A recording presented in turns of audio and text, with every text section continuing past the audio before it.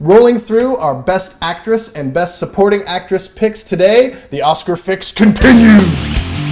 Oscars 2010. JD, who's nominated for Best Supporting Actress this year? Well, let me tell you. Hold on. Penelope Cruz in 9, Vera Farmiga in Up in the Air, Maggie Gyllenhaal for Crazy Heart, Anna Kendrick in Up in the Air, and Monique for Precious. Me likey. So Okay. is there any question at all in this category? This is kind of a theme we're developing with these, though, where it's like, is there any question at all? You just wait, kids, Not really. because no, you know what? When we get on to the final rounds, there will be questions. There will. In fact, in this particular episode, there will be a question. It's not the supporting actress category. That's going to go to Monique.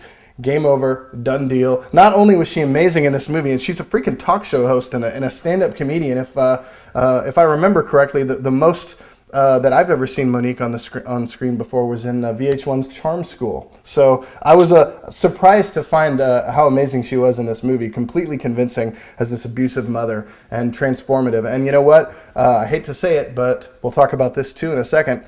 Oscar loves a good speech, and her speeches this year, winning all the other awards, have been really great. So, I've Monique. seen some really bad speeches this year, too. Just Yeah. people really that you otherwise expect to kind of have themselves together and not like emotionally not together. Like, ooh, that was bad. For Best Actress, this year the nominations are Meryl Streep in Julie and Julia, Gabby Sidibe in Precious, Carey Mulligan for An Education, Helen Mirren in The Last Station, and Sandra Bullock.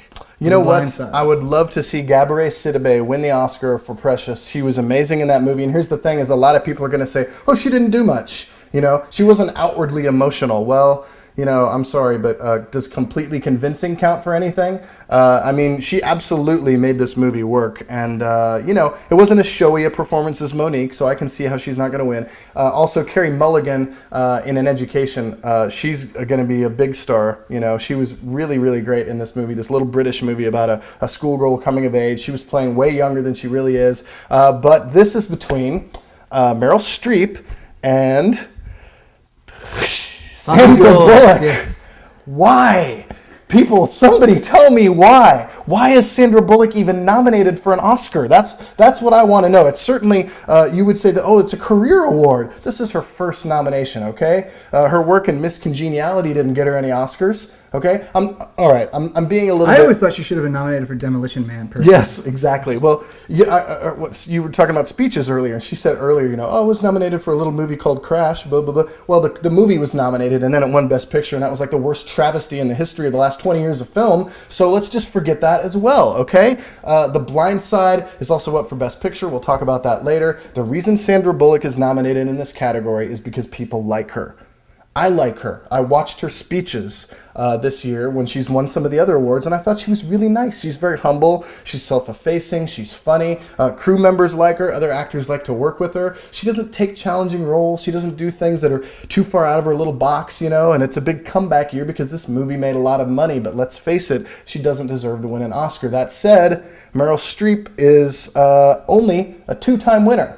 She's won for Sophie's Choice and Kramer versus Kramer. Sophie's Choice was in 1982, okay? Give Meryl Streep the Oscar this year. I mean, let's just be honest, okay? This is her, what, 16th?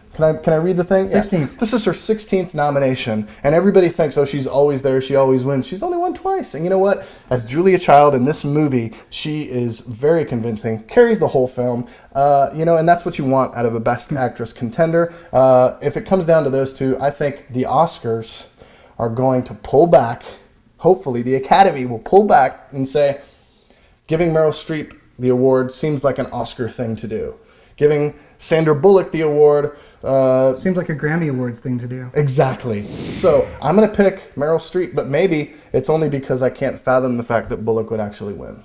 Yeah, it's interesting. I mean, honestly, you know, when you think about that, it's almost like the inverse of like Susan Lucci, where it's like Meryl Streep she's been nominated so many times, right? Yeah. That it's just like, oh, stop giving her those nominations. But it's extraordinary to realize that she's only won twice for, really a career of extraordinary performances. It's not a shock every year that she keeps turning up there because she is really, really talented. So yeah, obviously, give her the award. She deserves it. It's funny that you mentioned Susan Lucci because that's about how I compare Sandra Bullock as far as Ouch. acting. No, okay, that's mean. I'm just pissed because Did Urge it's Overkill ever ridiculous. have a really cool song about her? No, they didn't. And if Urge Overkill doesn't write a song about you, you don't deserve to win an Oscar.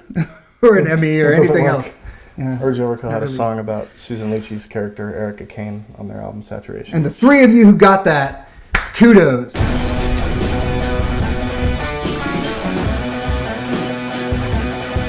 Here's the bad thing. Are you ready for this? I haven't seen The Blind Side. I haven't seen it. I won't see it. I've seen the preview 8 times. Have you seen it? Have you seen the preview? Filming this. Have you seen the fucking preview? That'd be the best. Like, seen it fucking 8 bring back times. time. Like, Put that in there, I'll kill you.